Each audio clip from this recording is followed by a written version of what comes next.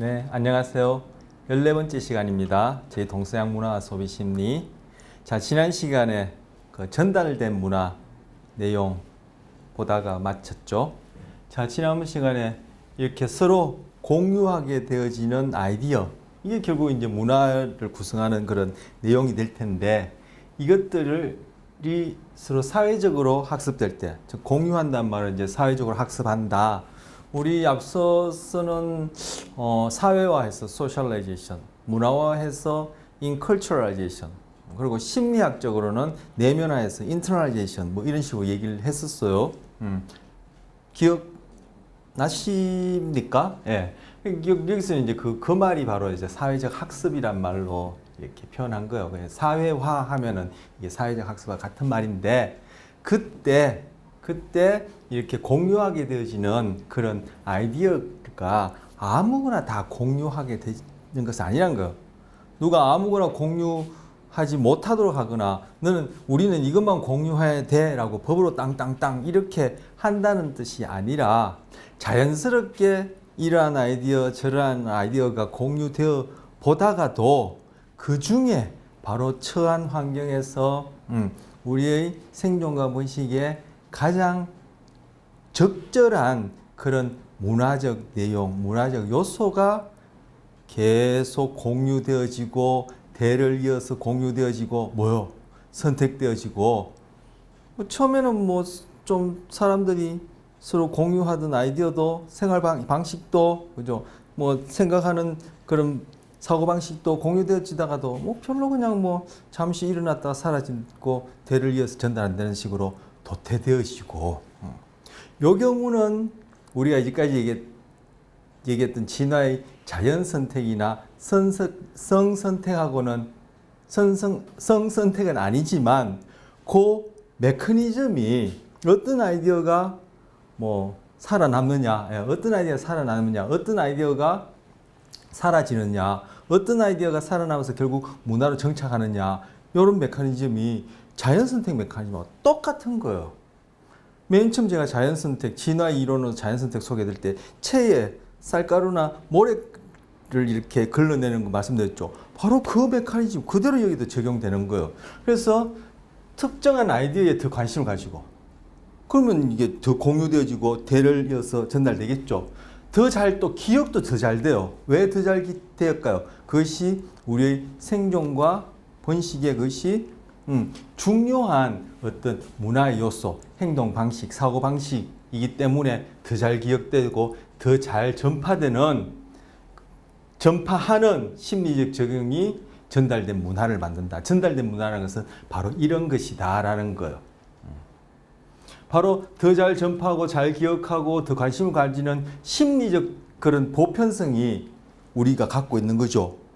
어떻게? 그런 심리적 보편성은 유전에 의해서 우리가 공유하고 있는 거예요. 그럼 그런 심리적 보편성을 발현해주는 유전자가 진화를 통해 자연선택된 거죠. 그리고 성선택을 통해 그런 것들이 또 우리에게까지 쭉 이어져 있는 거죠.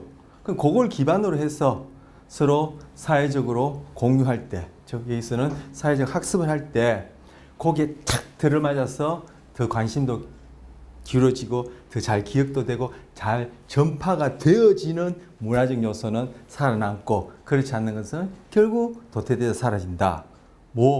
문화적 아이디어를 요 뒤에 보면은 밈이라고 그래요. 뒤에 이제 단어가 나올 겁니다. 그때는 다시 보기를 하고 밈이라고 그래요. 그때 가서 단어 소개하죠. 자, 그 다음은 인간은 수렵 채집 환경에서 우리 인간이라는 어떤 종이 시작된 전 기간을 볼 때 현재 우리 이런 모습들은 상대적으로 굉장히 짧은 시간이에요.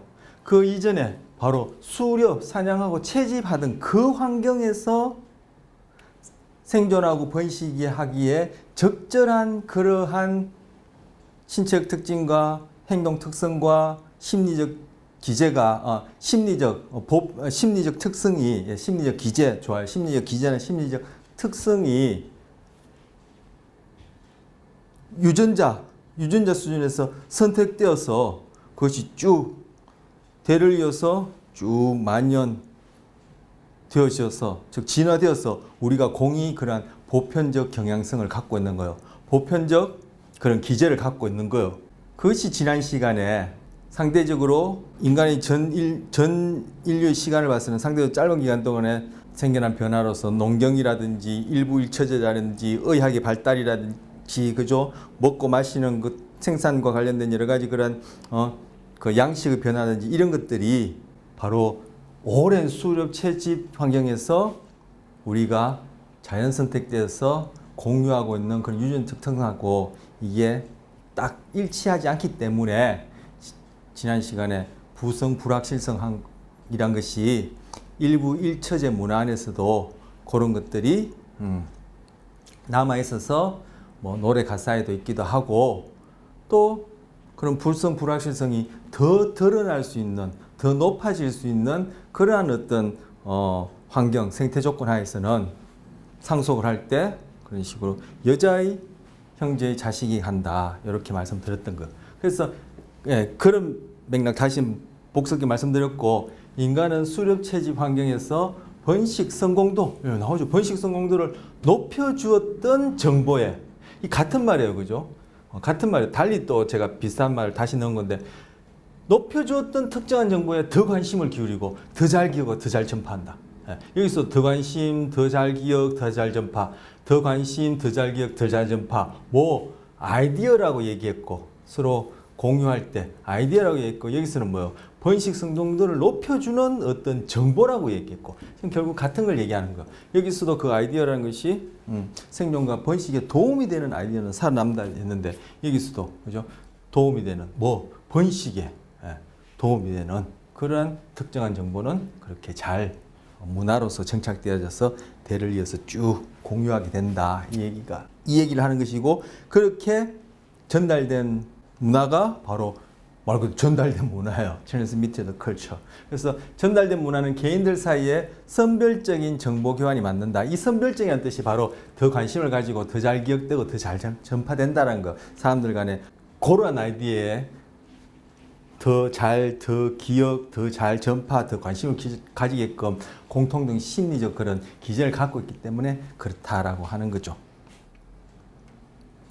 자, 같은 타이틀을 제가 페이지 수를 좀 나눴어. 여러분이 갖고 있는 것보다는 이게 이 페이지 수가 많아요. 좀 글자 크게 하려고 했는데 자, 전달된 여러분한테 이게 한 페이지에 들어가 있을 거예요. 전달된 문화는 그래서 제가 아까 밈이란 단어가 거기 관련해서 연이어서 얘기하게 된 건데 자, 전달된 문화는 개인들 사이에 선별적인 정보 교환이 맞는다 하에 전달된 문화 또한 진화된 보편적 심리 기제에 전적으로 의존한다 하죠. 그러니까 보편 문화나 유발 문화나 전달 문화나 그 뿌리에 있는 그죠? 이 문화를 설명하는 묘사 디스크립션 하는 것이 아니라 설명하는 그러한 기제는 동일하다는 얘기요. 전적으로 의존한다. 뭐에? 그 자연 선택이나 선선택을 통해서 진화되는 것과 마찬가지로 그때는 유전자가 선택되어진다는데 이때는 뭐? 밈. 자, 즉 어떤 문화적 전달 단위 밈. 이걸 모방자는 거예요. 우리 생물학적으로 전달 단위는 유전자죠. 그걸 쥐인이라 하지 않습니까? 네, 쥐인. 바로 그 단어를 유사하게 빌어와서 밈이라고 한 거예요. 쥐인, 밈 해서 이거 모방자 이렇게 번역하는데 뭐 그냥 밈이라고 이렇게 기억하셔도 됩니다. 그래서 바로 이 밈이 아까 앞서 얘기했던 특정한 정보, 특정한 아이디어를 얘기를 하는 거예요. 그 밈이 세대를 거듭해서는 또는 같은 세대의 다른 구성원들한테 쭉 공유되어지는데 달리하면 자연 선택되는 것과 유사하게 마찬가지로 선택되어지는데 그 밈은 어떤 거냐면 사람들이 더 관심을 갖고 더 잘 기억하고 더 잘 전달되는 것인데 그것도 바로 진화에 의존한다. 진화가 뭐죠? 자연 선택되어지는 거, 성선택되어지는 거. 달리하면 체에 쌀가루나 모래를 넣고 걸러내는 바로 그런 것들에 의해서 걸러진 달리면 선택되어진 유전자는 세대를 거듭해서 계속 대물림되면서 공유하는 것처럼 선택되어진 밈은 바로 그런 식으로 계속 전파, 대물림되어서 공유한다는 얘기예요. 결국 그 안에 있는 메커니즘은 동일한 거죠. 자, 유발된 문화와 마찬가지로 전달된 문화도 진화된 심리적 적응에서 그 뿌리를 두고 있다. 그래서 유래되어서 그런 식으로 진행된다는 거예요. 오케이. 저 혼자 오케이 했는데 잘 전달이 됐습니까? 예, 심리적 적응에서 유래한다. 그래서 다음 페이지 보시면 그 예로 여기에 6개월에서 18개월이니까 아직 한 살 안 됐고 뭐 한국 나이로 하면 이제 한 살 반이죠. 그리고 여기는 이제 18개월, 1년 반, 한국 나이면 2살 반쯤 되는 6에서 18개월 된 영아들을 대상으로 이런 걸 보여주고 여기에 보면은 요 동그랗게 보이는 거 요게 먹을 수 있는 음식이에요. 제가 언뜻 봐서는 저게 뭔지는 모르겠어. 하여튼 먹을 수 있는 음식이고 여기 있는 요 동그란 거 요것들이 먹을 수 있는 음식이에요. 애들을 앞에 이렇게 앉혀놓고는 요걸 딱 보여준 다음에 어른이, 성인이, 뭐 선생님이나 뭐 어른이 가서 여기 것도 꺼내서 이렇게 얌얌얌얌 먹고 여기 것도 이렇게 따서 얌얌얌얌 먹고 이런 모습을 보여줘요. 그럼 애들이 이걸 본 다음에 나중에 이런 것들을 설치해놓고 애들이 가서 여기 있는 먹을 수 있는 걸 먹는 행동을 보면은 여기에 놔둔 먹을 것을 먹는 것보다 이 화분에 달려있는 이 먹는 것을 먹으려고 하는 애들이 훨씬 더 많다라는 거예요. 즉 6에서 18개월 된 어린 아이, 영아를 대상으로 식용식물, 먹을 수 있는 것들을 가려내게 하는 실험을 해보면은 어른들이 하는 모습을 이렇게 본단 말이에요. 뭐요? 관찰, 모방을 통해서, 그죠? 뭐, 거울률은, 지난 시간에 얘기했죠? 그 앞선 시간에 우리 동물의 경우의 문화 얘기하면서 거울률 살펴봤고, 그런 것들을 토대로 해가지고, 부지불식간에, 그리고 그걸 토대로 해서 또 우리가 갖고 있는 인간의 어떤 인지적, 지능적 그런 능력을 바탕으로 지금 먹을 수 있는 것이 무엇이고 먹을 수 없는 것이 무엇이고 어디에 가면 먹을 수 있는 것을 구할 수 있고 이런 것들을 배운단 말이에요. 그런데 여기 6에서 18개월 된 영아를 대상으로 여기 뭐야? 요건 뭐예요? 선반이에요. 언뜻 봐서 신발장처럼 보이는데 뭐 책장 선반이에요. 거기다가 이렇게 먹을 것을 놔두고 어른이 가서 먹는 걸 본 애들하고 보고 또 이렇게 화분에 지금 이렇게 나뭇잎 사이에 나뭇잎 사이에 이렇게 먹을 것이 꽂혀 있는 걸 먹는 이 두 가지 하는 것을 다 보는 거예요. 어른이 여기 가서 이것도 먹는 것도 보고 여기서 따먹는 것도 다 보는 거예요. 그런 다음에 애들로 하게 하면은 이 선반에 가서 먹는 거를 먹으려고 하는 건 애들보다 여기 화분에 여기 꽂혀 있는 이 먹는 것을 따먹는 애들이 훨씬 많다는 거예요. 뭐요? 여기 가서도 먹을 것을 구할 수 있다. 여기에 있는 것도 먹을 수 있는 것이다.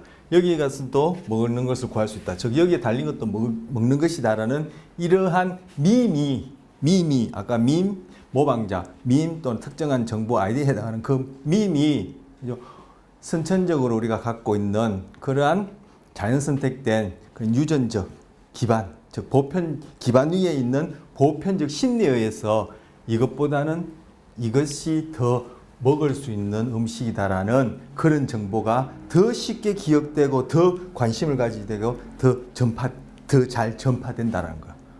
바로 앞에 예를 보여주는 것이에요. 자, 또 다른 실험이에요. 총 16개의 동물 그림으로 미국 LA에 있는 애들과 에콰도르 아마존 마을에 있는 어린이를 대상으로 한 실험이에요.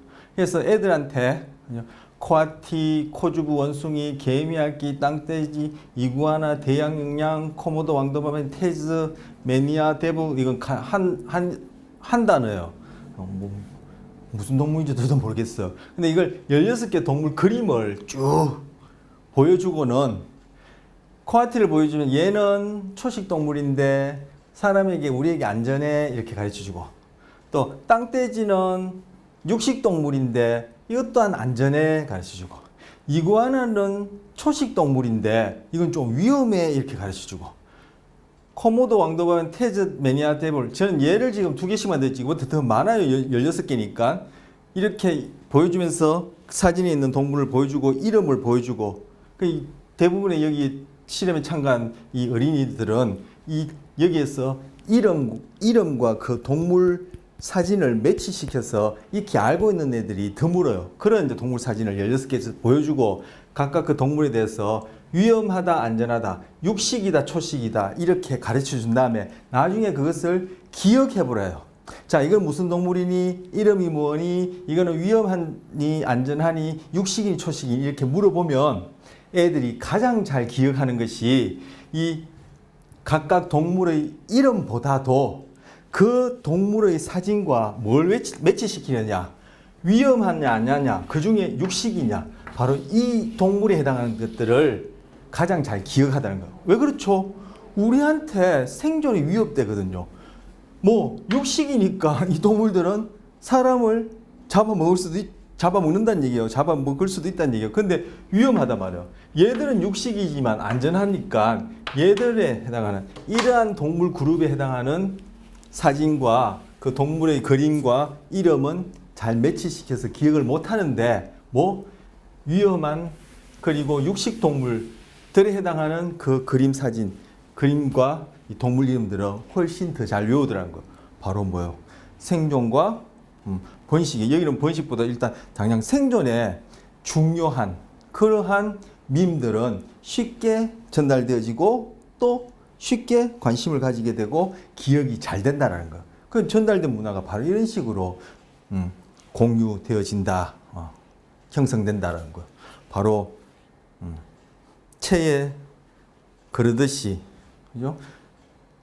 자연 선택과 선선택에 의해서 진화가 되어지듯이 이 전달된 문화는 밈이라는 것이 동일한 메커니즘으로 그렇게 쭉 사회적 학습을 통해서 공유하게 된다라는 걸 보여주는 예가 되는 거예요. 자, 정리 부분인데 부정할 수는 있어도 벗어날 수는 없다. 문화는 인간 본성에서 유래한다. 이제까지 살펴봤죠? 이 본성에서 유래한다가 무슨 뜻인지 얘기를 다시 할 필요는 없겠죠. 하면 이제까지 했던 다 다시 해야 될 판이에요. 그죠? 그래서 결론적으로 문화는 인간 본성에서 유래한다. 그래서 뭐 우리 중간에 큰 소제목이 큰데 소제목이요. 서로 말이 안 되는데 하여튼 중간 제목이 문화는 생물학이다. 이런 내용의 제목이 있었고 또 내용도 있었죠. 그래서 문화와 뭐 생물학, 문화와 뭐 진화 생물학 뭐 이렇게 얘기를 하기도 하고 그래서 문화는 생물학이다 이렇게 얘기를 했었어요. 바로 문화는 인간 본성에서 유래한다 이 말하고 이제 통하는 말이고 두 번째 문화는 궁극적으로 자연 선택에 의한 자연 선택이라는 메커니즘에 의한 즉 자연 선택 이론에 의해서 진화를 설명하는데 즉 자연 선택 메커니즘에 의한 진화 또 만들어진 결과물이다. 결과물이다. 바로 산물이다. 뭐 문화는 이게 이제까지 전달하려고 했던 결론이에요. 말 그대로 이제 지금 결론 부분인데 뭐 문화는 자연 선택에서 진화된 산물이다.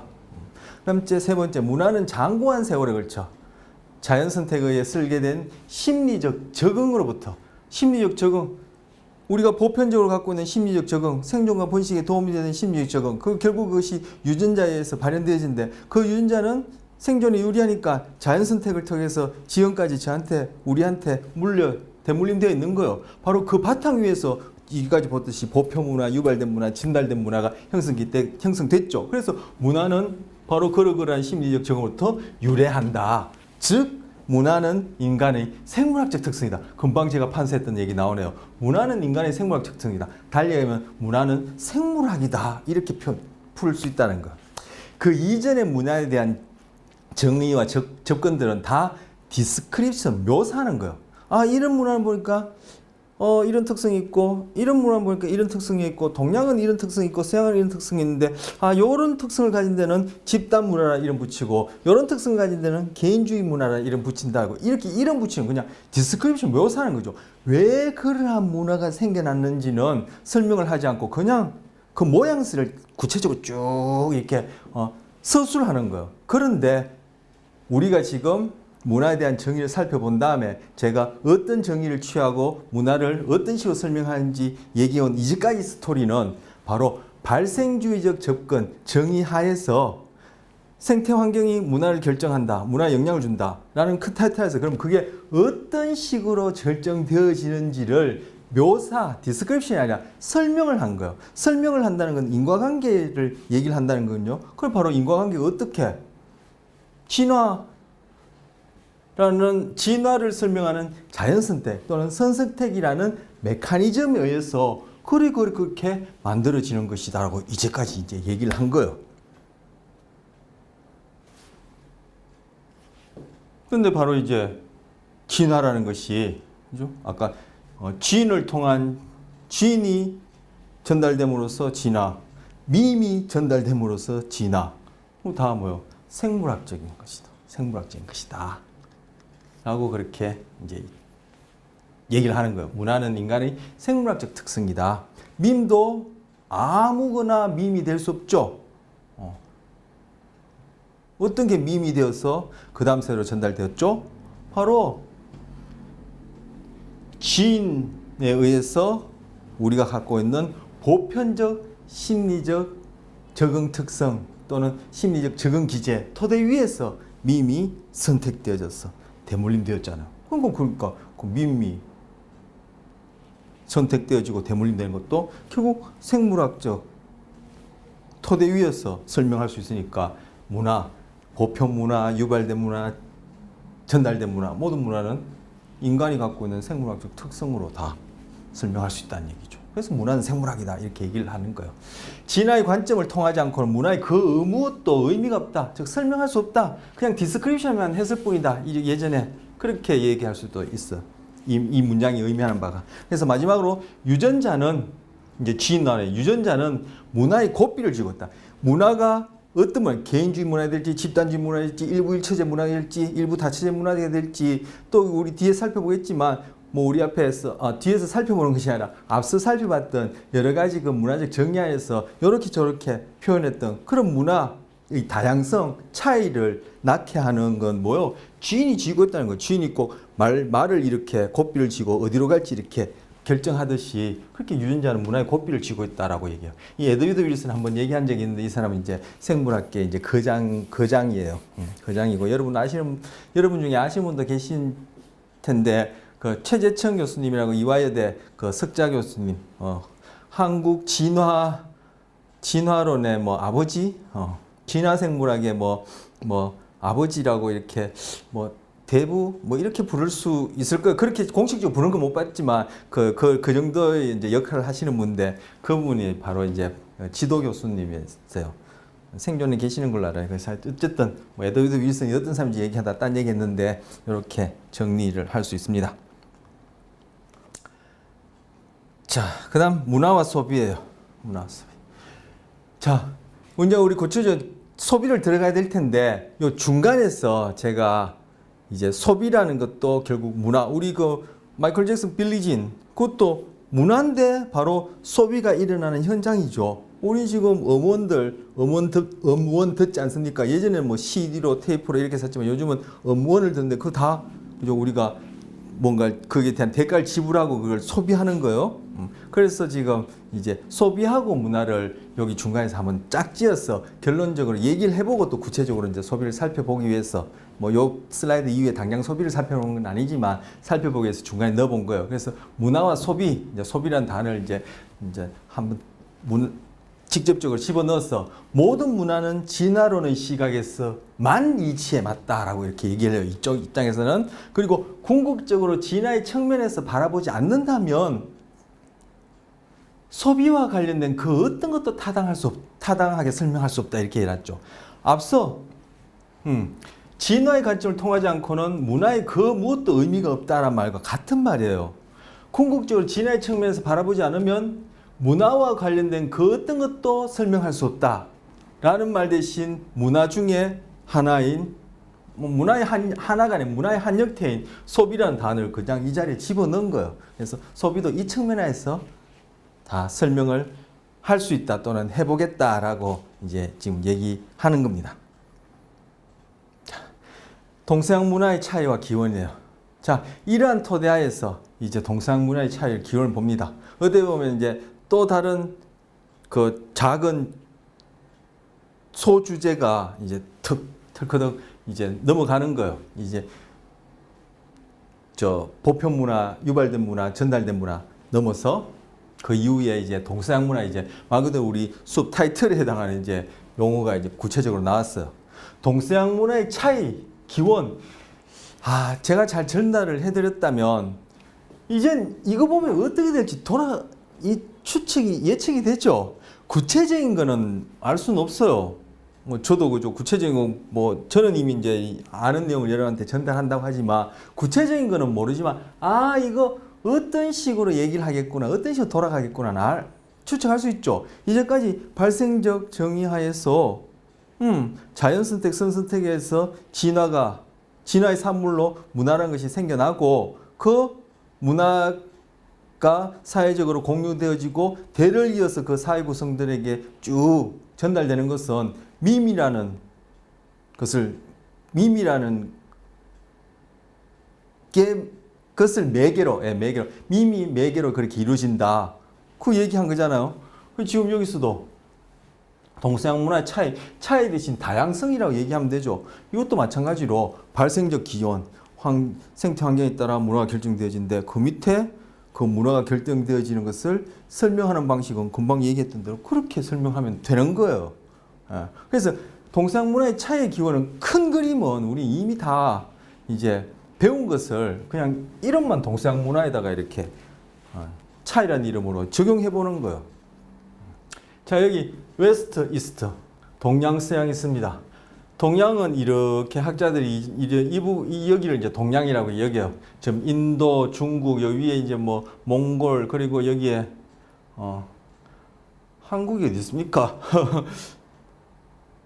이게 일본까지 해서 이렇게 쭉 그리고 동남아시아, 그리고 서양은 이렇게 유럽, 그죠? 북유럽하고 여기 이쪽 발칸반도 쪽에 하고 그다음에 여기 북아메리카 이쪽 파랗게 잘 보이십니까? 이 부분하고 여기가 서양, 그리고 동양은 이렇게 구별합니다. 그리고 이 동양 문화의 그래도 그 기원, 출발점은 바로 중국이라고 생각하고 중국이라고들 이제 그렇게 합의해서 얘기를 합니다. 그리고 이 서양 문화의 기원 출발점은 그리스라고 생각합니다. 그리스. 그래서 동서양 문화의 차이의 기원은 그리스와 중국의 바로 생태 환경의 차이로부터 출발하는 거죠. 자, 다음 슬라이드 보시면요. 자, 생활 양식의 결정 요인. 생활 양식은 뭐죠? 바로 문화예요. 우리 앞에 그 문화의 정의 다루는 부분 보면은 문화는 이러쿵저러쿵 이렇게 정의하는 중에 보면은 문화는 사회 구성원들이 공유하고 있는 생활 양식이다, 방식이다 이런 얘기가 나오죠. 그 바로 생활 양식, 즉 문화의 결정 요인이에요. 여기 뭐라 해놨어요? 생태학, 이 경제, 먹고 사는 문제에서 사회 구조, 그리고 이 주의는 민주주의, 뭐 사회주의, 뭐 공산주의 이런 자본주의 그런 뜻이 아니라 attention을 얘기해요. attention. 어디에 더 관심을 가지느냐? 아까 전달된 문화 하면서 어떤 밈에 더 관심을 가지고 더 잘 기억하고 더 잘 전파하게 되느냐 얘기했을 때 바로 그런 의미에서 어떤 그런 심리적인 경향성, 심리적인 적응 기제, 심리적인 보편성 이런 것에 포함시킬 수 있겠죠. 그런 맥락에서 주의예요. 어디 attention 한다 이런 뜻이거든요. 이런 어떻게 보면 심리적인 경향성을 얘기하는 거죠. 그래서 조금 전에 제가 심리적 보편성, 뭐 심리적 적응 기제 이렇게 얘기했던 거. 그리고 여기 형이상학, 철학과 관련된 얘기죠. 형이상학이란 것은 소위 존재에 대한 얘기예요. 이 세상에 존재하는 것은 어떻게 생겨났지, 그 근본이 뭐지, 인간의 이제 본질은 뭐지, 그 실체는 뭐지, 뭐 이런 걸 따르는 게 이제 존재에 대한 질문이 형이상학이고, 인식론은 그럼 이 세상에 존재하는 그런 것들을 우리가 어떻게 알 수 있지, 어떻게 이해하지, 우리가 이해하는 것이 바로 그 실제 그 존재에 대한 올바른 이해냐 뭐 이런 것들 따지는 거예요. 그래서 지금 형이상학하고 인식론은 철학은 크게 형이상학, 인식론 그리고 윤리론으로 나눌 수 있어요. 구별 그 안의 내용들을 나누자면 결국 철학이 하는 일은 인간이 살면서 가지는 궁금증인 거예요. 그에 대해서 왜 그럴까 하고 궁금해하고 그에 대해서 답을 내리면서 답을 오랜 세월 동안 많은 사람들이 그렇게 나름 답을 내려왔는데 그걸 이렇게 보니까 존재에 대한 질문에 대한 답이 있고 나름의 설명이 있고 답해 보려고 하는 그런 얘기들이 있고 이 세상의 이해, 나 자신뿐만 아니라 세상의 그 존재에 대해서 우리가 어떻게 이해하지, 인식하지, 과연 그것이 우리가 있는 그대로 정확하게 인식하고 있는 것이냐, 아니냐, 착각이냐, 이런 것을 다루는 그러한 질문과 답해보고자 하는 얘기가 있는데, 그걸 인식론이라고 묻고, 그러면 우리는 이 세상은 어떻게 존재하고, 나는 어떻게 존재하고, 이 존재라는 것은 무엇이고, 이런 것에 대한 이해는 곧장 구별할 것 없이 이거 서로 두 개 맞물려 있거든요. 근데 구별할 것도 없이 바로 우리는 그렇다면 어떻게 살아야 하지, 이 삶을, 이 세상을 어떻게 적용하고 내 삶을 살아야 하지 하는 이런 윤리론을 낳게 되는 거예요. 자동적으로. 그래서 그걸 묶어서 철학이라고 그렇게 이름을 붙였는데, 사실 철학이라는 이런 용어는 일본 사람들이 붙인 거예요. 일본 사람들이 붙였지, 그 철학이라는 용어 전에는 그게 상응하는 이런 현이상학적, 인식론적, 윤리론적 그런 질문이나 그런 대답을 필로소피가 뭐죠? 지혜를 사랑한다. 뭐죠? 그런 뜻이거든요. 그런 이제 그 철학이라는 이름은 이제 일본어로 건너면서 일본 사람이 붙인 이름인데, 소위 철학에서 거창하고, 야, 나는 할 수 없는 것이고, 뭐 대단한 사람이 하는 것이고, 골치 아픈 거고, 이렇게 생각할 수 있는데, 결국 저나 여러분이나 평소에 우리가 하게 되는 내 존재에 대해서, 내 삶에 대해서, 이 세상에 대해서, 이 세상이 어떻게 굴러가며 어떻게 사는 것이 잘 사는 것이냐 하는 그러한 평소에 갖는 그런 질문들을, 그죠? 하고 그에 대해서 답을 해놓은 것을 이게 바로 소위 철학이라는 이름으로 부르게 된 것이고, 그 구성하는 게 형이상학, 인식론이에요. 여기서 보면은 어떤 환경에서 어떻게 먹고 사느냐가, 그죠? 그 사회의 정치, 경제 구조를 결정하고, 그러면은 우리는 심리적으로 어디에 관심을 가지게 되며, 그 어디에 관심을 가진다는 얘기는 어떤 질문을 하고 거기에 대해서 어떻게 대답하냐를 결정해 주니까 철학적인 그러한 내용도 결정하게 되고, 그래 되면 우리는 자연스럽게 살면서 생각하는 방식이나 행동하는 방식이 결정되어진다라는 걸 지금 얘기하는 거예요. 그래서 생활양식, 즉 문화를 결정한 요인들은 이렇게 얘기할 수 있는데, 이것 단계 복잡하지만 한마디로 뭐예요? 생태 환경이 문화를 결정한다는 발생적 정의를 얘기를 하는 거죠. 그런데 그것이 결정하는 과정, 생태 환경이 문화를 결정하는 그런 메커니즘이 바로 진화인 거예요. 그럼 진화 가지고 그 결정되는 과정을 설명할 수 있죠. 그전엔 설명이 아니라 그냥 묘사만 하게 된 거죠.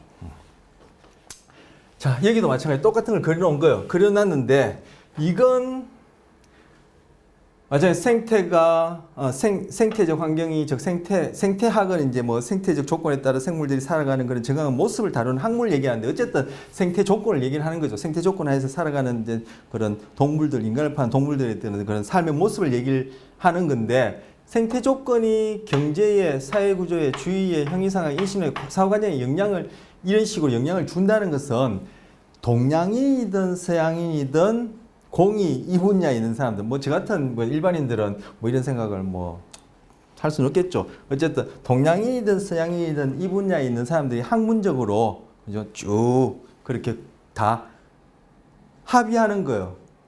둘 다 나는 그렇게 생각하는 애가 아니라 동양이든 서양이든 공이 동일하게 이렇게 생각을 하는 거예요. 생각하는데 그걸 표현할 때 동양인들은 이렇게, 그죠? 부분이 더 큰 것 전체에 속하고, 또 그 전체는 더 큰 것에 속하고, 더 큰 것에 속하고, 그래서 이 각각은 다 전체의 부분으로, 그렇게 전체와 부분의 형식으로, 그죠? 이 문화의 영향을 미친, 문화의 영향을 미친, 즉 생활 양식의 결정 요소들 간의 관계를 이런 식으로 표현하는 거예요. 부분집합처럼.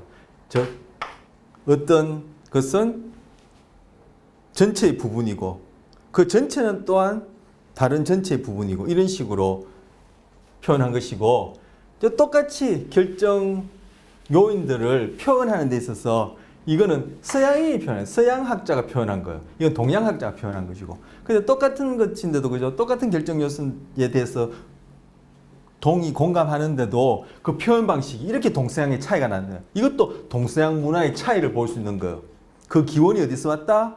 서양 하면은 그리스, 동양 하면은 중국에서 출발되었는데, 바로 중국과 서양의 생태 환경, 즉 환경상에서 어떻게 먹고 사느냐, 그 차이가 바로 경제, 사회 구조, 어디에 관심을 가지느냐, 철학적인, 그에 따라 철학적인 어떤 그런 질문, 철학적인 내용이 달라지고, 그것이 결국 우리의 생각과 행동에 영향을 준다라고 표현하는데, 서양인들이 이렇게 직선적으로 서로 독립적으로, 개별적으로 이렇게 하나의 단위로 놓고 이것들이 이렇게 영향을, 직선적으로 영향을 주고, 또 서로 이렇게 반대로 영향을 주고, 이런 식으로 표현하고, 동양에서는, 그죠? 이 각각의 개념들이 개별적인 것이 아니라 이것은 전체에 포함된 식으로, 이런 식으로 표현하는 거예요. 이 표현에서도 동서양 문화의 차이를 볼 수 있는 거예요. 달리 얘기하면 사고 과정의 차이를 볼 수 있는 거예요.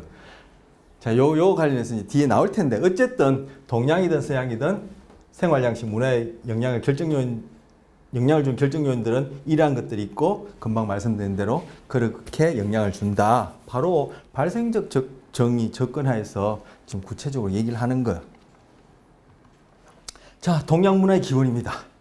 이제 동양 문화의 기원하면 어디죠? 중국이죠. 그래서 고대 중국의 자연환경, 왜 자연환경부터 얘기하죠? 바로 생태 조건이, 생태 환경이 우리의 문화를 결정하고, 그 문화의 한 형태의 소비도 결정하기 때문에 이렇게 얘기하는 거예요. 또 얘기합니다. 발생적 정의 접근하에서, 그 하에서 어떻게 그 환경이 문화, 그리고 문화 형태의 소비에 영향을 주지? 진화에 의해서. 진화는 어떻게 이루어지지? 바로 자연선택, 선선택에 의해서 유전자가 그렇게 쭉 선택되어지고 공유되어지는 거야. 우리 개체들 간에. 그러면 또 전달된 문화에서는 그리고 또 밈이라는 것이 서로 이렇게 유전자에 대응되어지는, 꼭 유전자처럼, 유전자는 아니지만 꼭 유전자처럼 유전자에 대응되어지는 그런 문화적 그 매개체, 즉 거기서는 아까 모방자라 그랬죠. 모방자 맞죠? 다시 확인해 볼까요? 아유, 많이 앞에 있네요. 예, 모방자, 밈. 모방자가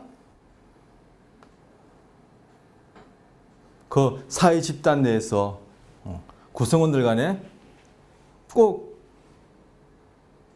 자연선택, 선택되어지듯이 그렇게 선택되어져서 쭉 진을 공유하고 있는 것처럼 밈을 공유하고 있다. 이렇게 얘기를 이제 해왔었죠. 여러 번 지금 반복하고 있습니다만. 그래서 맨 처음 여기서도 동양 문화의 기원, 서양 문화의 기원 볼 때 처음에 나오는 것이 자연환경, 생태환경이요. 고대 중국의 자연환경은 땅이 넓죠, 일단. 그런데 거기에 뭐냐면 이 산에 비해서 우리 한반도만 하더라도 산이 많고 평야가 상대적으로, 그죠? 다른 지역보다는 상대적으로 적은 편인데, 산에 비해서 중국은 널찍한데, 그죠? 거기에 평탄한 농지가 많은 거예요. 그건 농사 지어 먹기 쉬운 거예요. 그리고 낮은 산, 그리고 강이 커요.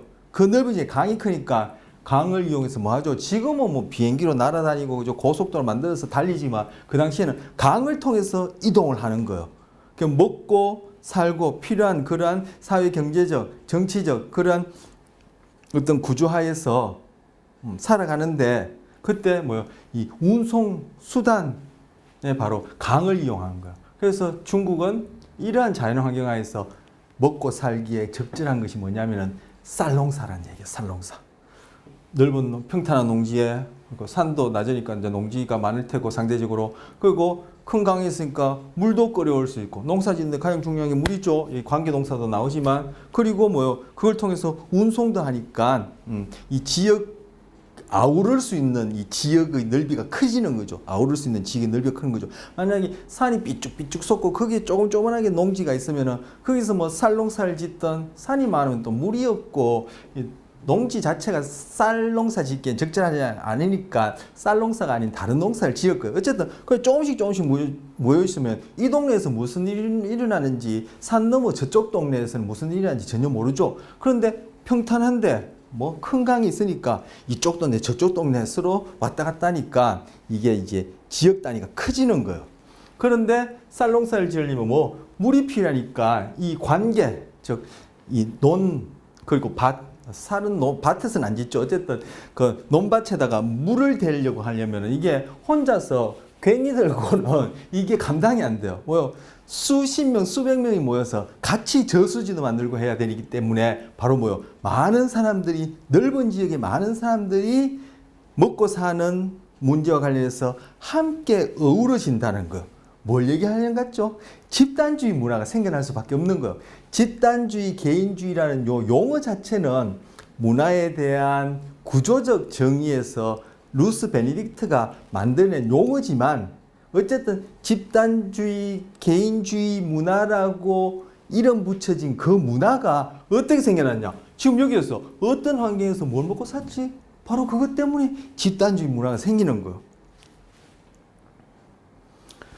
자, 지금 생태환경, 중국의 그러그런 문화의 자연환경에서는 쌀농사 지을 수밖에 없어요. 쌀농사를 지을 수밖에 없네. 쌀농사 짓는 것이 가장 유리해요. 그 위에 또 뭐 이렇게 다른 관련된 이렇게 농사를 지을 텐데 어쨌든 농경을 통해서 먹고 살아요. 그러면 그 하에서 사회 구조가 뭐예요? 크게 집단을 이루어야 되는 거예요. 그럼 집단을 이루고 있을 때 거기서 사람들이 관심을 쉽게 가지는 모방자는 무엇이냐 뒤에 살펴볼 거예요. 그런 하에서 그 사람들이 갖게 되는 세상에 대한 어떤 존재와 인식 그리고 어떻게 살아야 되는 그 생각은 형이상학 인신론으로 즉 소위 철학이라는 이름으로 어떻게 결정될까? 그럼 그 사람들은 꼭 철학자가 아니더라도 그죠? 부지불식간에 우리도 그런 것처럼 다 생각과 행동이 그에 맞게끔 이렇게 딱 결정되어지면은 그 하에서 하고 있는 모든 행동 중에 소비 행동도 결국은 이러한 것들에 의해서 결정되어진다. 이렇게 얘기를 할 수 있고 그걸 지금 살펴보려고 한 학기 동안 지금까지 온 거예요. 공동작업이 필요하니까 집단을 해야 된다. 그죠? 쌀농사 자체가. 그래서 여기서는 사회적으로 즉 사람들끼리는 화목해야 돼요. 화목해야 돼요. 화목해야지만이 이러한 일을 할 수 있고 화목해야지만이 또 이 동네 간에 서로 연락도 되어지고 이 사회 집단 규모가 커지죠. 또 규모가 크고 그리고 많은 사람들이 관여하는 그러한 농경을 통해서 먹고 살아야 되기 때문에 어떻게 보면은 서로 또 화목해야 돼요. 양방향적으로 영향을 주니까 생태학이 쭉쭉쭉쭉 와서 사람의 사고과정에 영향을 주지만 사고과정이 또 쭉쭉쭉쭉 영향을 줘서 생태학에도 영향을 주니까 이게 지금 뭐요? 화목해야 되지만 또 이렇기 때문에 해야 되고 화목하니까 또 이렇게 큰 집단을 이루어서 살 수 있는 거예요. 문화 구성주의 얘기하면서 우리 지난 앞선 시간에 우리 그 동영상 하나 TV에서 방영된 그 동영상 하나 보면서 제가 거기서도 이거 지금 문화 구성주의와 관련된 얘기죠 하면서 문화와 개인은 그죠 서로 상호 양방향적으로 계속 끊임없이 영향을 준다 그런 그 얘기했었죠. 그거 얘기하면서 바로 진화에서 일어나는 일들이 바로 환경에 의해서 그 환경이 자연환경뿐만 아니라 문화라는 이름, 문명이라는 이름의 그런 환경도 다 포함되는 거예요. 물론 문화, 문명이 우리의 어떤 그런 생물학적 유전자인 진을 선택하는 데는 아직 상대적으로 우리 인류 전 기간으로 봐서는 시간이 짧긴 하지만 앞으로는 그것이 어떤 식으로 어떤 유전자를 선택할지는 몰라요. 그런데 어쨌든 자연환경 그리고 인간이 관여되어서 직접 간접적으로 만들어놓은 우리가 삶의 여러 가지 그런 조건들 즉 환경들이 결국 그게 적응적인 지인을 선택하는 것하고 그런 선택된 지인에 의해서 우리가 하는 보편적 행동 양식이 그 환경과 맞아떨어진다면 계속 유지될 테고 또 조금씩 변화하는 환경 중에 우리의 행동도 그에 따라 선택되면서 변화하는 중에 그 선택돼서 변화된 행동 양식, 적응적인 행동 방식 달려면 문화가 다시금 우리가 살아가는 환경에 계속 또 영향을 주죠. 그러니까 지금 뭐 우리는 자연 산을 그냥 갈아엎어서 그죠? 뭐 우리가 원하는 또 그런 그뭐 어떤 농지도 만들고 뭐 관광 타운도 만들고 이렇게 하는 것처럼 그런 식으로 계속 우리가 살아가는 환경 자체, 이때는 꼭 자연 환경만 국한시키지 말고 우리가 사는 환경 자체를 끊임없이 변화시키죠. 거기에 대한 유형의 환경도 있고 무형의 환경도 있어. 도덕, 윤리, 법인이 이런 것들은 무형의 환경이고, 실제 우리가 보여지는 이런 것들은 문명이나 자연 환경 이런 것들은 또 물리적 환경인데 그거에다 우리가 또 영향을 주죠. 그래서 서로 양방향적 영향을 주듯이 여기서도 마찬가지로 아까 생태적 조건이 이렇게 영향을 주고, 또 이건 각 단계마다 서로 영향을 주고, 여기서는 뭐 부분집합이니까 말할 것 없이 서로 이렇게 영향을 준다는 게 이 그림에 다 포함되어 있죠. 그것처럼 여기서도 어떻게 사회적으로 화목한 생활을 하니까 이러한 생업을 할 수 있고, 이러한 생업을 하려면은 화목해야 되고, 또 그렇게 된 것이 바로 이 자연 환경에 의해서 그렇게 된 것이고, 이렇게 맞물려 있다라는 거야. 자, 정치적으로는 중앙 집권적 권력 구조를 가져야 돼요. 그렇죠. 서로 딱 중앙 집권 아까 큰 강이 있기 때문에 중앙 집권하기도 쉽고, 중앙 집권 되어야지만이 이 전체적으로 뭐 이렇게 저수지를 만든다든지, 뭐 세금을 걷어들인다든지, 어떤 문제가 생겼을 때 이 집단적으로 뭐 그 문제를 해결한다든지 이렇게 하기 쉽단 말이에요. 그래서 정치적으로도 중앙 집권적 권력 구조. 그리고 이런 경우에는 한편은 사회적 제약이 많겠죠. 왜? 나 혼자서 내 멋대로, 우린 다 내 멋대로 하고 싶지만 내가 혼자서 내 멋대로 해서는 안 되는 그런 상황이에요. 왜? 화목해야지만 우리 이 환경 하에서는 먹고 사는 것이 더 적응적이고 원활하니까. 그래서 사회적 제약과 결국 집단주의 문화가 생기는 거예요. 집단주의 또는 집단주의 문화가 생기는 거예요. 이런 상황에서 우리는 어디에 어텐션, 아까 주의라는 것이 뭐 자본주의, 공산주의가 아니라, 그죠? 어디에 이렇게 관심을 가지느냐, 어떤 밈을 우리는 더 잘 전파하고 기억하고 이렇게 관심을 가지느냐 할 때, 그 바로 주의, 심리적 경향성이라고 심리적 경향성을 대표해서 하는 거다. 이렇게 얘기할 수 있는데, 얘기할 수 있는 것이 이제 심리적 경향성을 대표해서 지금 여기 주의, 어텐션을 얘기하는데, 어디에 우리는 타인에게 더 관심을 둔단 말이야. 왜? 사회적으로, 그죠? 화목해야 되니까. 그리고 내가 하고 싶다고 내 마음대로 하는 것이 아니라 다른 사람의 관계 속에서 내가 어떻게 행동하느냐가 바로 이게 집단으로 먹고 사는 문제라든지 정치적, 사회적 여기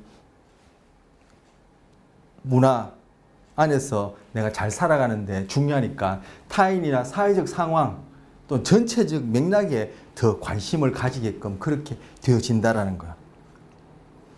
자, 동양의 기원, 지금 하고 있는 내용이 이 순서대로 지금 하고 있는 거예요. 이 순서대로.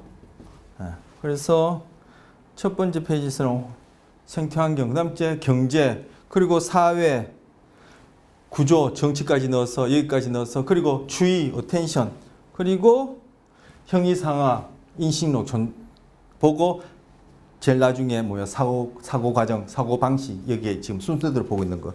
여러분 이거는 아마 여러분 갖고 있는 자료 갖고 계신 분들은 그 한 페이지에 이렇게 다 들어 있거나 두 페이지에 나눠져 있을 거예요. 저는 여기 좀 활자 좀 크게 하려고 여러 페이지 나눴는데 그 순서대로 보시면 되고, 그래서 여기서는 이제 동양 문화의 그러한 조건 때문에 지금 여기 소위 형이상학, 인식론, 즉 철학적 부분은 어떠냐를 보는 거예요. 그래서 이 동양에서는 전체론적으로 봐요. 부분으로 떼지 않고. 그래서 바로 이 그림에서도 동양은 이렇게 부분이 전체에 포함되는 걸 이렇게 그리고, 서양은 이렇게 전체로 보지 않고 각각의 이게 외따로 독립적으로 이렇게 그리는 이런 인식 경향성이 있단 말이에요. 이거 그죠? 똑같은 거 표현하는데도 이렇게 달라져요. 자, 그래서 동양은 전체적으로 봐요. 이 전체가 서로 영향을 주고 서로 연결되어 있고, 부분이 전체가 부분을 포함하고 이런 식으로 종합론 원리 이런 식으로 본단 말이에요. 그래서 여기서 중국의 그 2500년, 지금부터 2500년, 2600년, 2500년 전에 그런 중국 고대 철학의 노자, 장자 들어보셨죠? 노자 같은 게 유무산생, 우리가 흔히 유라는 것과 무라는 것이 서로 존재, 생하는 것을 존재하는 것을 도와준다라는 거예요. 유가 있으려면 무가 있어야 되고 무는 유가 있도록 도와주고 또 무는 또 유가 있도록 도와주고 유가 있음으로써 무가 있고 무가 있음으로써 유가 있고 이런 식으로 서로 전체론적으로 보는 이러한 존재론적 생각을 갖고 있는 거예요. 뭐부터 출발했죠? 환경이 평지에 큰 강이 있고 집단적으로 뭔가 생업해서 먹고 살기에 유리한 조건이라 그것 때문에 세상을 보는 눈도 이렇게 전체적으로 이렇게 보게 되는 거예요. 그리고 장자 같은 기로 인간뿐만 아니라 이 존재의 모든 것은 기로 다 얽혀져 있다. 그래서 기가 변하면 우리는 살기도 하고 죽기도 하고 태어나기도 하고 또 기가 변하면은 이렇게 돌도 될 수 있고 이런 식으로 그죠? 무생물도 될 수 있고 다른 동물도 될 수 있고 이렇게 기로 다 연결되었다 이렇게 생각하고 이런 것들은 전체 속에서 끊임없이 유무가 서로 상생하듯이 기는 끊임없이 영향을 주고 변화를 주면서 순간순간 나타나는 현상이 바로 우리란 존재다. 나라는 이 존재도 이러한 기들이 만들어내는 일시적인 순간순간 현상이다 이렇게 생각하는 거예요. 그리고 요거는 연기설이에요. 불교에서는 연기설 모든 것들이 그죠 인과적으로 다 연결되어 있다.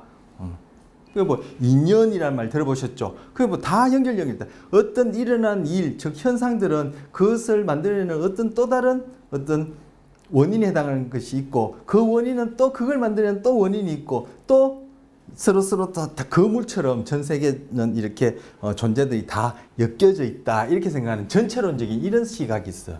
거기에 하에서 종합론 원리, 변화의 원리, 아까 유무상생 기 얘기하면서 변화의 원리 얘기했죠. 이것들은 전체적으로 그래서 종합론적 이런 그 인식이 있기 때문에 아까 생활 양식에 영향을 주는 결정 요인들을 그렇게 부분집합으로 이렇게 표현하는 거예요. 그리고 이 존재들은 끊임없는 변화 속에서 나타났다 사라지고 하는 현상일 뿐이다. 이렇게 생각하는 경향성이 있어요. 그래서 모순을 인정해요. 유무는 서로 모순되는 거죠. 근데 이것들이 뭐예요? 무는 유를 있게 하고 유는 무를 있게 하고 모순인데 서로 안 맞는 것 같은데 그게 서로 어우러져서 이 존재와 현상을 가능하게 한다 생각하니까 모순을 인정하는 거. 창모자 방패순자, 모순이란 말은 동양에만 있는 말이에요. 좀 이따 보겠지만 서양의 이런 문화 철학에서는 모순이라는 게 없어요. 희면 희고 금은 급고 선은 영원히 선이고 악은 영원히 악이고 그래서 서양 철학이나 종교에서 늘 선악 간의 다툼, 경쟁 이런 식으로 종교도 그렇고 그죠? 여러 가지 철학도 그렇고 그런 식으로 풀어내죠. 근데 이거 모순이 뭐예요? 어떤 창이든지 뚫을 수 있는 어떤 방패든지 뚫을 수 있는 창이 있고 어떤 창이든지 막을 수 있는 방패가 있다라고 하면서 그걸 어떤 사람이 시장거리에서 저작거리에서 이렇게 팔고 있는 거예요. 창도 팔면 방패도 파는데 이 창은 어떤 방패도 뚫을 수 있어요 하고 이 방패는 어떤 창도 막을 수 있어요 하면 말이 안 되죠. 말 그대로 모순이죠. 우리가 흔히 쓰는 모순이 이 단어에서 난 거예요. 창모자 방패순자에서. 그런데 그러한 인식이 들으면서 야 말도 안 되는 소리야 이렇게 얘기를 할 수 있는데 그것이 논리적으로 말이 안 된다라고 생각하는 것은 이게 바로 서양인들이 갖고 있는 인식 방식이에요. 사고 방식이에요. 그런데 고대 중국에서 그 뿌리가 있는 이러한 인식 방식에서는 들으면 그게 가능하다. 그게 모순 인정돼요. 그게 서로 말이 안 맞는 말이라고 이렇게 인식을 하지 않아요. 그런데 우리는 지금 동양인임에도 불구하고 그죠? 어떤 방패도 뚫을 수 있는 창, 어떤 창도 막을 수 있는 방패를 한 사람이 이렇게 팔아먹으려고 이렇게 한다면 저 말도 안 되는 소리를 하는데 바로 그런 인식을 갖고 있는 거 우리는 그동안 짧은 기간 동안 서양의 그러한 문화에 완전히 그냥 우리가 쇠뇌라면 또 부정적인가요? 하여튼 그 문화에 길들여져서 그러한 인식을 갖고 있는 거예요. 자, 그래서 정반합의 변정법. 그죠? 끊임없이 변하는 가운데 정이 있으면 그래서 반을 하는 것 같고 이것들 간에서 또 다시 또 새로운 어떤 합이 일어나고 그 합에 대해서는 또 다시 어떤 반이 생기고 또 그 반과 정이 만나서 또 다른 합을 만들어내면 이 합이 또 이제 정이 되어지면 그게 또 반이 생기고 이런 식으로 끊임없이 변한다라는 이런 생각이 갖고 있단 말이야. 물론 서양에서도 정반합 변정법이 있는데 해겔의 정반합은 여기 동양의 정반합 얘기하는 변증법과 달라요. 해겔이 얘기하는 정, 거기서 반, 이것들 갈등 안에 뭔가 합이 만들어지고 그 합이 다시 정의 위치를 차지하면은 이 정에 대해서 또 뭔가 반대하는 반이 생기고 또 정과 반 사이에 타협이 일어나서 합이 일어나는 이런 과정이 변정법이 일어나는데 해결의 변정법은 그것이 결국은 지향하는 최종 어떤 목적 이상이 있어요.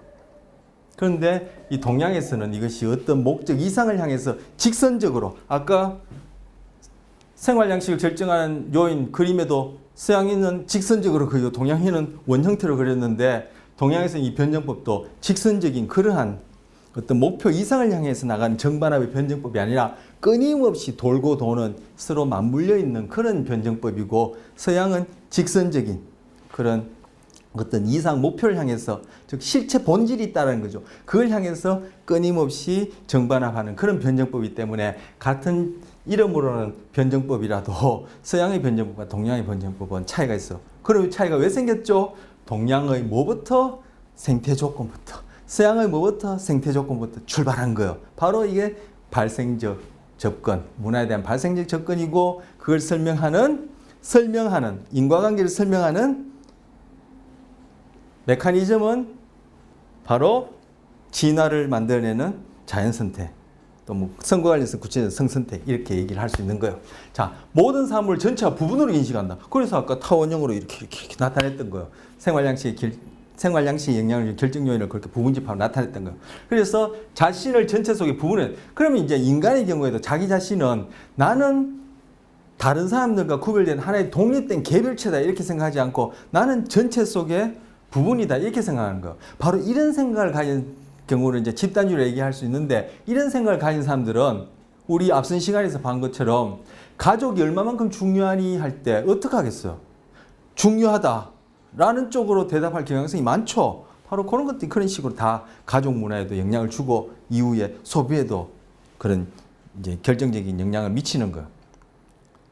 자, 동양 문화의 기원 또 봅니다. 집단의 자율성을 우선시해요. 개인의 어떤 그 자유를 중요하지 않고 개인보다는 집단 전체의 어떤 목적이나 이익을 더 중요시한다. 그 말이에요. 그리고 관계적 존재에서 개인. 나는 나만의 나가 아니에요. 그래서 서양 문화의 개인주의 전통 아주 전형적인 서양의 개인주의 문화는 나는 그냥 나로서 다른 사람에 영향받고 나는 독립된 나다. 개인이다. 이렇게 생각하는 그게 바로 이제 개인주의죠. 개인주의하고 이기주의하고 착각하시면 안 돼요. 개인주의와 이기주의는 완전히 다른 얘기예요. 그런데 여기서는 뭐요?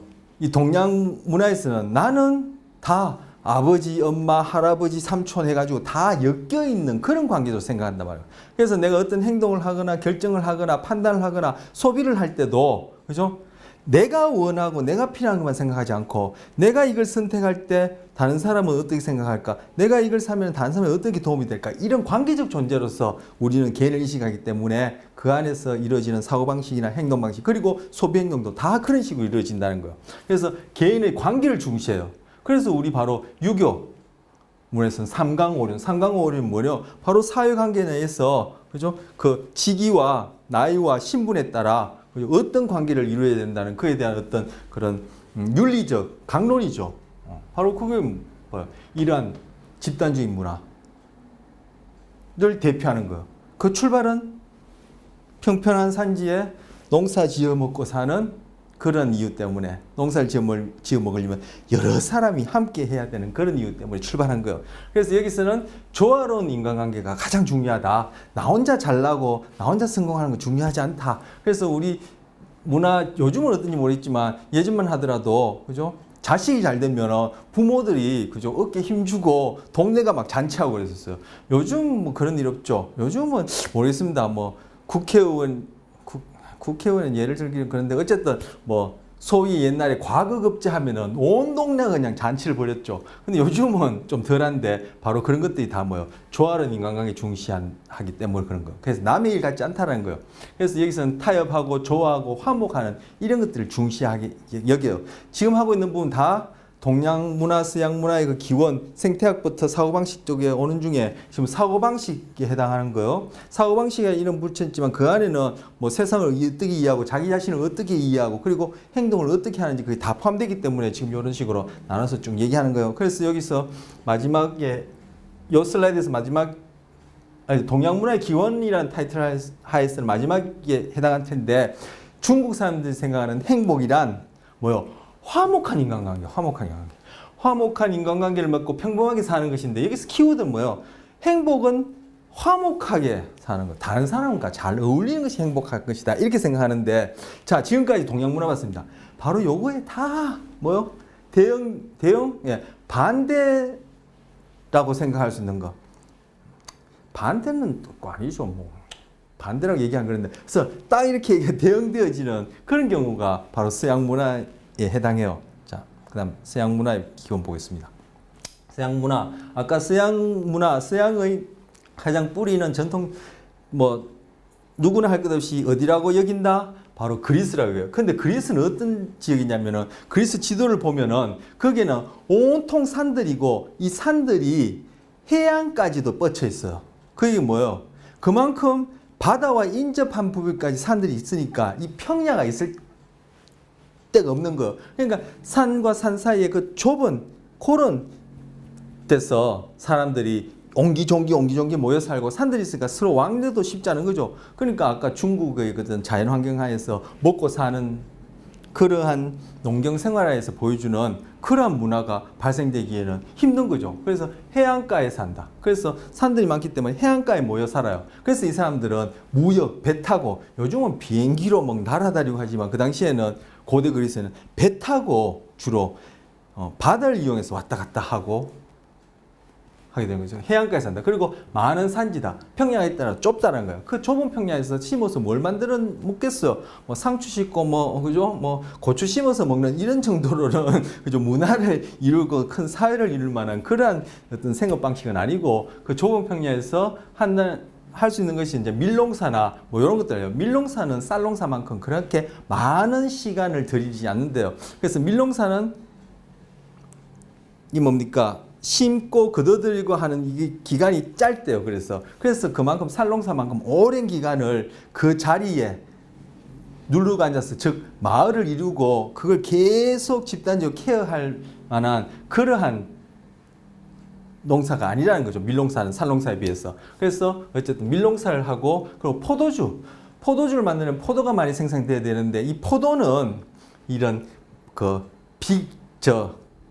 가문 곳에서 잘 된대요. 그래서 이 포도나무의 뿌리는 몇 킬로를 간대요. 몇 킬로미터를 뻗어나간대요. 그 물을 찾기 위해서. 그렇게 해서 나는 포도일수록 더 맛이 좋대요. 어쨌든 이 포도가 바로 이 그리스에 그래서 재배하기 좋고 올리브도 재배하기 좋으니까 이런 포도주나 올리브유를 만들어서 어떻게 해요? 자기들이 필요한 것과 바꿔치기 하는 거죠. 무역을 주로 생산 양식으로 삼은 거예요.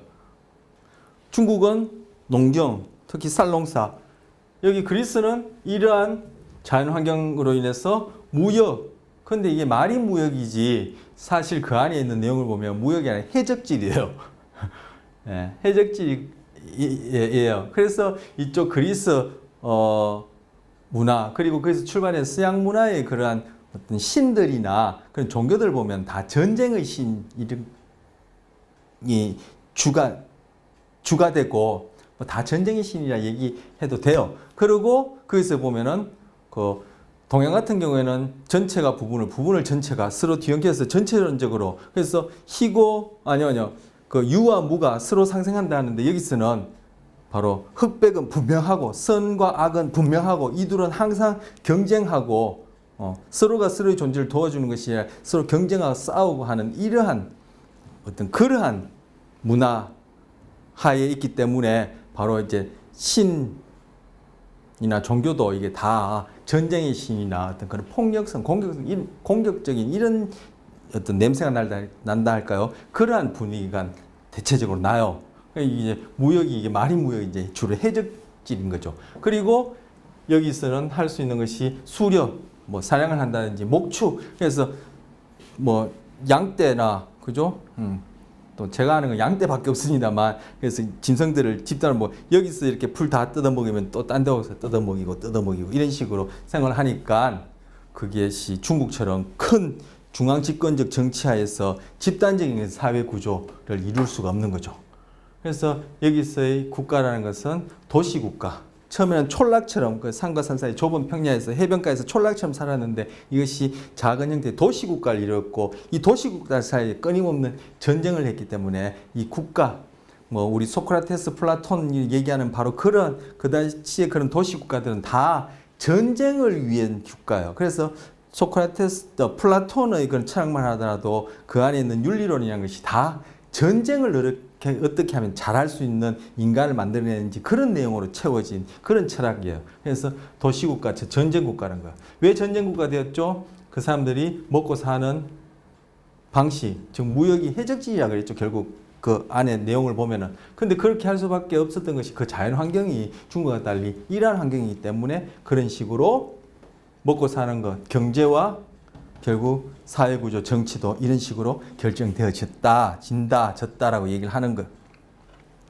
자, 이런 경우에는 안정적으로 쌀농사 지으려면 거기에 1년 내내 지키고 보고 있어야 된다 했죠. 뭐 겨울에는 이제 추수하고 난디지만 거의 그죠. 1년 가까이 그 다음 농사를 위해서 준비하고 1년 내내 집단지금으로서 지켜봐야 되는 그 마을 형성하고 안정적인 협동이 필요한데 이 경우에는 협동 필요 없어요. 안정적인 협동 공동체가 불필요해. 상대적으로 뭐 전혀 인간이 사는데 인간은 근본적으로 사회적 동물인데 그 뭐 협동이 전혀 없을 수는 없지만 아까 동양 문화에 비해서 여기에는 그런 본질적인 동양 문화가 갖고 있는 그런 근본적인 그러한 협동이나 공동체는 이제 불필요하다는 거. 그러니까 어떻게 돼요? 다 말 그대로 개인주의가 되는 거죠. 뭐 한 개인은 그죠? 다 자율적이고 독립적이고 개별적이고 그런 사람들이 모여 있는 것이 국가고 사회다고 이렇게 생각하는 거예요. 그러면 인간에 대해서 자기 자신에 대해서만 그렇게 생각할까요? 아니요. 바로 우리가 세상을 보고 우리가 다른 사람을 보는 것은 내가 세상을 보고 내가 다른 사람을 보는 것은 바로 내가 내 자신을 보는 것이 그대로 반영된 거예요. 그러니까 여기에 있는 사람들은 자기 자신들을 그렇게 여기니까 왜? 먹고 사는 문제가 그러한 것을 나을 수밖에 없는 그런 환경하에서 그러한 류의 이제 먹고 사는 문제를 해결했기 때문에 자기 자신에 대해서도 그렇게 보기 때문에 세상이 존재하는 것들도 다 개별적으로 본 거예요. 동양에서는 전체론적으로 보고 서로가 뒤엉켜 있고, 그죠? 변화하고, 서로 상생하고, 끊임없이 맞물려 있고, 이렇게 생각하는데 여기는 뭐, 자기 자신에 대해서 그렇고, 세상에 대해서 그렇고, 이게 다 개별적으로 따로따로 보는 거예요. 그래서 생활 양식에 영향을 좀 결정 요인할 때도 따로 놓고, 직선적 형태로 툭툭툭툭툭 영향 주는 식으로, 이런 식으로 그리고 동양은 이렇게 그죠? 교집합 형태로 이렇게 타원형으로 그렸던 거예요. 똑같은 걸 표현하는데도. 그래서 이 사람들은 사물 자체의 주의를 들여요. 동양은 어디에 주의 어텐션을 했죠? 전체에, 그죠? 전체에 어텐션을 했죠. 즉 관심을 가졌죠. 자, 어디요? 자신을 전체 속의 부분으로 보고 모든 사물은 전체와 부분으로 인식했는데 이 사람들은 사물 그 자체, 개별 그 자체에 관심이 있고 개체에 관심이 있는 거예요. 바로 이 덕분에 이 사람들은 자연계를 그죠? 하나의 나와 분리된 객체로서 관심 가지고 탐구하고 궁금해하고 설명하다 보니까 소위 자연과학이 그리고 과학적으로 세상을 인식하고 설명하는 것이 동양에 비해서 발전한 거예요. 동양은 자연이든 사람이든 다 기로서 연결되어 있고 우리가 다른 동물도 될 수 있고 그죠? 책상이 내가 될 수도 있고 기로서 끊임없이 뒤엉켜서 변한 중에 꼭 그 물이 출렁거리면 이렇게 그죠? 일렁일렁 파도가 일듯이 이 존재라는 것은 단지 순간순간 나타난 현상일 뿐이다. 이렇게 하니까 뭐가 주체고 객체고 즉 세상을 인식하는 주체는 나고 나는 이 주변의 것들 다 나와 별개의 타자로서 독립된 별개의 개별체로서 객체로서 인식해야 된다. 이런 생각이었고 우리는 다 맞물려 있다. 불교의 바로 연기설처럼 우리는 다 그죠? 인과관계로 이렇게 인연으로 뒤엉켜 있다. 이렇게 생각하기 때문에 이 서양인들이 갖고 있는 이런 인식하에서 나타나는 어떤 과학적인 그런 사고는 하지 못했죠. 뭐가 낫다 못낫다기보다 이런 차이가 있다는 거예요. 자, 또 그다음 이제 여기는 지금 이제 바로 이제 형이상학입니다. 자, 서양의 자연 환경하고 하에서 어떻게 먹고 사느냐가 어떠한 사회 구조를 만들고, 제가 지금 얘기하는 건 생활 양식에 영향을 준 결정 요인들, 지금 요 내용들이 해당하는지 지금 얘기를 하는 거예요. 그러다 보니까 그 사회 구조가 이런 협동이나 공동체가 불필요하고, 그리고 그 사회 구조는 개체들 그냥 집합일 뿐이고, 그러니까 그 안에서 사람들이 갖고 있는 그런 관심을 주는 대상들은 그냥 사물 자체, 개체, 개별적인 거, 객체로서 그렇게 인식하게 되고, 그것이 뭐 형이상학에 와서는 이러한 원자를 낳는다는 거. 그래서 아까 동양에서는 전체라고 해서 홀리즘이라고 얘기하고, 서양에서는 원자가 뭐죠? 모든 이 세상 우주에 존재하는 이 모든 것, 우리 몸뚱이도 다 쪼개면 결국은 개별적인 단위, 원자도 이루어져 있다. 지금은 원자를 쪼개서 더 이제 양자까지 들어가고 더 소립자, 밀입자에서 원자보다 더 작은 세상을 얘기를 하고 연구를 하지만, 어쨌든 이런 식으로 가장 그죠? 연결되지 않고 독립적으로 존재하는 그 단위로 생각하는 이러한 세계관이 있단 말이야. 그래서 입자로 구성된 우주다. 우주는 다 입자로 구성되어 있다. 이 입자는 다 개별적인 독립적인 거죠. 이것이 모여서 결국은 책상도 되고 나도 되고 이 옷도 되고 이 얼굴 이 고깃덩어리 이 몸도 되고 다 하는 것이다. 이렇게 생각을 하는 거예요. 그래서 입자로 구성된 우주. 그리고 원칙적으로 단순하고 파악 가능하다. 그렇다면 이것을 원자처럼 계속 쪼개서 그 최소 단위, 그죠? 독립된 다른 것과는 더 이상 연결되지 않은 그러한 개별적인 것을 우리가 이해하고, 그런 것들이 어떻게 서로 맞물려서 이러한 개체들이 모인 집합, 아까 사람들이 모이는 집단도 그렇고 세상도 그렇고 자율적, 독립적, 개별적 개체들이 집합으로 생각하는 거. 그러니까 여기서도 우주도 그런 식일 테니까 우리가 그것을 알 수 있다, 가능하다. 그걸 알기만 하면은 원칙적으로 우리는 그걸 가지고 어디든지 적용해서 다 풀어낼 수 있다. 이런 식의 생각을 이제 하는 거죠. 그것이 우리가 흔히 배워왔고 알고 있는 그 과학이라는 방법을 통해서 세상을 인식하는 그런 방식이 바로 이런 식인 거예요. 그래서 서양은 이제 과학이 발전했다라고 이제 얘기를 하는 거예요. 그리고 이 서양은 본질주의예요. 뭐 원자 최소 단위. 결국은 우리 인간이든 이 세상에 존재하는 모든 것이든 뭐 일어난 현상이든 그 최소 단위에 해당하는 것들을 파악해내고 그 원칙을 알게 되면은 바로 그 실체, 그 본질이 무엇인지 알 수 있다. 이렇게 생각하는 거예요. 그런데 동양에서는 이것이 다 뒤엉켜서, 그죠? 유가 무가 되기도 하고 무가 유가 되기도 하고, 순간 밝았다가 순간 어두웠다가, 어둠은 밝음을 위해서 존재하고 밝음은 있어야지만 어둠이 존재하고, 이런 식으로 유무상생의 기로 연결되었고, 그죠? 불교에서 얘기하는 연기설, 특히 불교에서 화엄경에 보면 인드라망이라 해서 이 세상을 비유적으로 얘기하는데, 이 세상은 구슬로 엮여진 거물이다. 근데 그 구슬 안에는 또 다른 구슬들, 거물들이 비쳐서 그 안에 존재하고, 그 안에 들어가면 또 그것이 또 그 주변에 있는 구슬을 비쳐서 이렇게 그 안에 존재하고, 이런 식으로 막 뒤엉켜 있다고 얘기하는데, 거기에서는 본질이 되어지는 것, 실체가 되어지는 것, 이런 거 해내기가 힘들죠. 근데 바로 서양에서는 이러한 접근법 때문에 본질주의적 접근법이 있는 거예요. 그래서 어떤 개별적인 것들은 다, 요 녀석이 갖고 있는 본질, 특성, 이 녀석이 갖고 있는 특성, 있으면은 요것들은 다 모양새는 조금 다 다르고, 그죠? 뭐 다른 어떤 특성들은 좀 상이하다 하더라도, 다양하다 하더라도, 차이가 있다 하더라도, 상이하다 하더라도 요 녀석들은 다 본질적으로 같은 것이다 해서 딱 범주화시키고 거기다 개념을 딱 붙여버려요. 개념화, 즉 범주화한다는 것은 개념화한다는 것이거든요. 그러니까 이런 것들이 결국은 서양인들이 동양보다 논리적인 거예요. 그래서 동양에는 범주화하고 개념을 붙이고 거기다 이름을 붙이고 이런 작업을 동양의 고전 철학에서는 하지 않거든요. 그래서 여러분 아시는지 모르겠지만 그 노자의 도덕경을 첫 페이지 딱 넘기면 도가도 비상도 명가명 비상명이라는 말이 있어요. 도가도 비상도 명가명 비상명이라는 말이 있는데, 이것이 무슨 뜻인지는 지금 뭐 제가 거두절미하고, 이것이 결국은 우리는 어떤 대상의 현상에 대해서 딱 거기에다가 이름을 붙이고 규정할 수 없다. 즉 개념화할 수 없다는 거예요. 그렇게 하면 우리는 도리어 그에 대해서 정확하게 알지 못하게 된다고 얘기를 하는데, 서양에서는 그와 달리 범주화하고 딱 묶고 여기는 딱 묶어버리고 딱 묶어버리면은 그 묶임 사이는 이건 또 개별적이 되어지는 거죠. 그래서 개념화를 딱딱딱 하는 이러한 특성이 바로 본질주의에서 왔는데 이 본질주의가 앞서 쭉 지금 얘기했듯이 바로 원자론 그리고 그 이전에 어떻게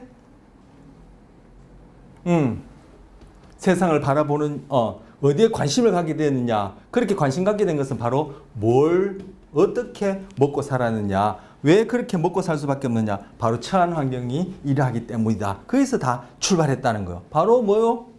발생적 접근하에서의 발생적 정의하에서의 지금 문화를 얘기를 하고 구체적으로 그 안에 있는 그런 문화의 생성이 되어지는 과정에 대한 설명, 인과관계는 바로 진화를 가능하게 하는 자연선택 또는 성과 관련해서는 성선택 그리고 밈이라는 모방자가 유전자처럼 전달되어지는 그런 식으로 설명을 한다라고 지금 이제까지 봐왔던 거예요. 자, 그래서 여기 본질주의에서는 범주와 규칙성 그리고 그렇게 범주와 규칙성이 있는 것들은 불변한다는 거예요. 동양에서는 아까 끊임없이 변한다 했죠. 서로.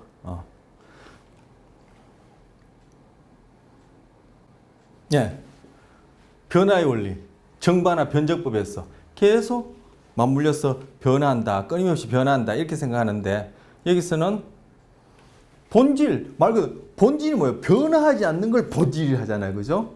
요것들이 어떠한 조건에서 요 모양 저 모양 요 모양 변해서 겉으로 보기에는 현상적으로는 이것이 차이 나고 다양해 보일지 몰라도 요런 저런 모양을 가졌다도 요것들은 다 본질적으로는 동일하다. 그 본질은 변하지 않다 생각하기 때문에 다양해 보이지만 그것을 하나로 묶어서 범주화시켜서 개념화시키고 그것들 안에서 일어나는 어떤 현상들이나 원리들은 딱 규칙으로 수학 공식으로 딱 정해버리면은 뭐 우주는 원칙적으로 단순하고 우리가 아직 다 몰라서 그렇지 파악 가능하다 이런 생각을 갖고 있는 거예요. 그래서 기본 원리를 추구한다. 그리고 우리가 그것을 알면은 통제 가능하다. 그래서 뉴턴의 전통적인 그 물리학이 바로 이 세상은 기계적으로 움직인다. 그래서 결국은 그 세상을 그죠? 그 구성하는 요소와 그 요소들 간의 작용에 관련된 법칙, 즉 환원주의적으로 우리가 설명해 줄 수 있으면은 우리는 미래까지도 다 예측할 수 있다. 이런 생각이 바로 통제 가능성, 기본 논리를 추구하는 이러한 것들의 이제 가장 전형적인 예예요. 그리고 우리는